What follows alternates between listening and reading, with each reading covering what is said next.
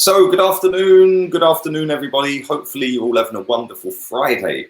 It is the last weekend of Premier League action this weekend, and I will be doing a watch-along on Sunday for the Arsenal game, doing something slightly different with that watch-along as well. So make sure you come and check that out on Sunday.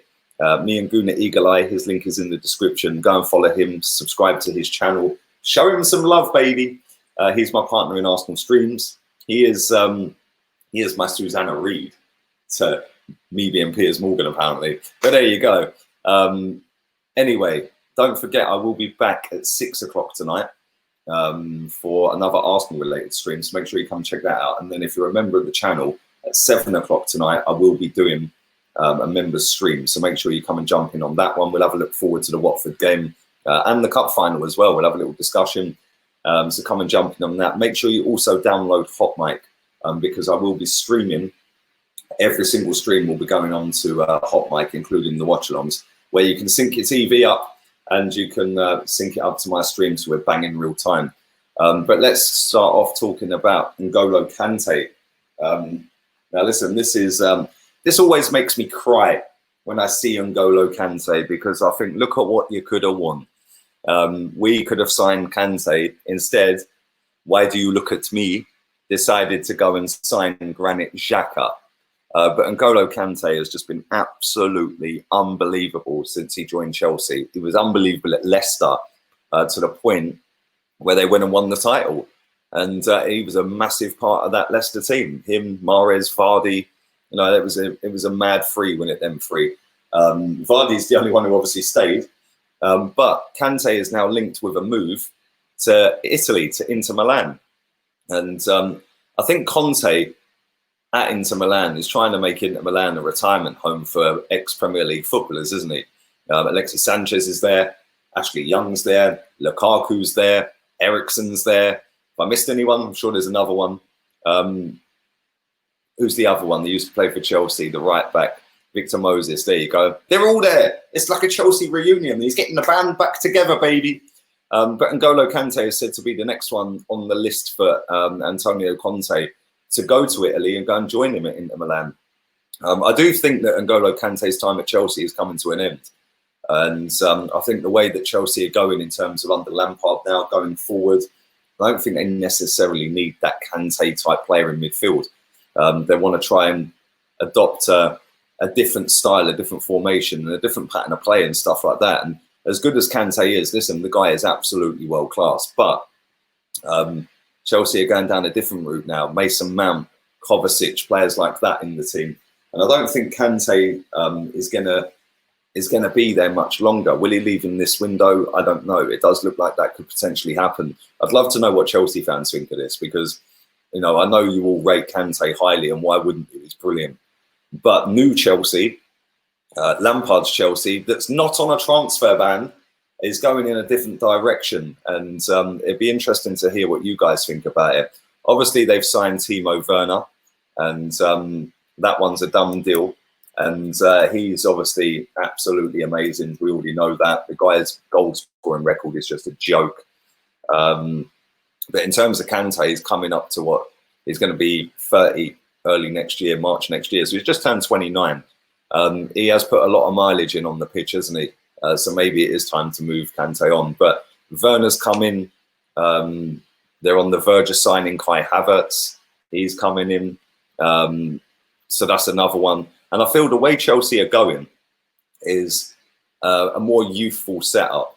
You know, Werner's only 24. Havertz is still young as well. You know, I think that obviously Mason Mount's a mainstay in the team now. He starts pretty much week in, week out. And they're trying to get rid of the 28-year-old pluses out of the team now. Obviously, they're on the hunt for a new goalkeeper. We spoke about that yesterday. Willian as well, another one. He's been linked with Arsenal. And again, another one that's the wrong side of 28. So it's one that's surplus to requirements at Chelsea. And I think that the way Chelsea are going, they're going to be right up there for a title this season. I genuinely believe, or next season as it is, I genuinely believe that if they go and get another goalkeeper who can actually dive and actually make saves and not look like an absolute clown in goal, then go and put another centre-back and a left-back in there, I genuinely think that Chelsea will kick on and they will go and challenge for a title. I also forgot Ziyech. Ziyech is in there as well. Brilliant player. Pulisic, he was brilliant the other night when he came on up at Anfield, just jinking past people like it was nothing. Scored a cracking goal as well. And I think that, you know, the whole Kante, Willian era is coming to an end now. You've also got Jorginho at Chelsea. I don't know what's going to happen to him. I've seen stories linking him with a move away to Juventus to go and link up with Sarri. But I think like the old guard of Chelsea now, it's now a new school. It's a new guard. And I think the way Lampard wants to do it, the way Abramovich is allowing him to do it, is a completely different way of, right, we've got these players. They've been here for 7, 8, 9 years now. Let's go again with them. I think he wants to overhaul pretty much all of them. And it's probably the right thing to do as well, because, listen, Chelsea are nowhere near a title this season. And as good as Kante is, you know, like I said, he's put a lot of mileage in over the years. And eventually that does catch up with you. You know, he's played so many games, week in, week out. He's always the person who's run the most kilometres on the football pitch. He's always the one with the most ball recoveries. He's always the player that's got the most interceptions and stuff like that. But his work rate, his engine and stuff like that, eventually that's going to take its toll. And he has been ridiculously good, hasn't he? But I do think maybe now Italy's probably the best place to go because it's not as intense. You know, it's a more tactical game rather than a hustle and bustle 100 mile an hour. And I think Kante will probably do well in Italy, if I'm being completely honest. As for Werner, we all know how good he is. And if he can continue that goal scoring form that he had over in Germany for Leipzig at Chelsea, that is just going to elevate Chelsea levels, because Olivier Giroud, as good as he's been this season, in fits and bursts, is not Timo Werner. He'll never get to the goal scoring level in a season of Timo Werner. And the one thing I like about Werner is the fact that he can just float across that whole front three. Tammy Abraham, what's going to happen to him this season, or next season, should I say? Is he still going to be at Chelsea? He started off really well, 7 goals in the first month of the season in September. Then he's kind of just not really done it, has he? He showed little glimpses here and there, but he's not a Chelsea striker, in my opinion. I think that Werner is now the main man. It's now who backs him up. Is that going to be Giroud? I think it is. I think you could probably cash in on Tammy, go and get yourself 25 million quid for him or something. And that kind of balances it out a little bit. Then you've obviously got other players in the team. Marcos Alonso, what's going to happen with him? Kepa as well. Spent a lot of money on Kepa, 72 million quid. That's got to be one of the worst transfers ever. Yeah, he is absolutely rubbish. I've not seen a keeper come into the Premier League and just look so bang average since Claudio Bravo joined Man City. Them two are just absolute garbage. And how much could you get for him? You know, if you add in some of these other fringe players as well, Hudson-Odoi is apparently not happy with the lack of game time and stuff like that. Can you still get the reported £50 million that that Bayern Munich were looking at spending on him a year or so ago? I'm not so sure you're going to get 50 for him now.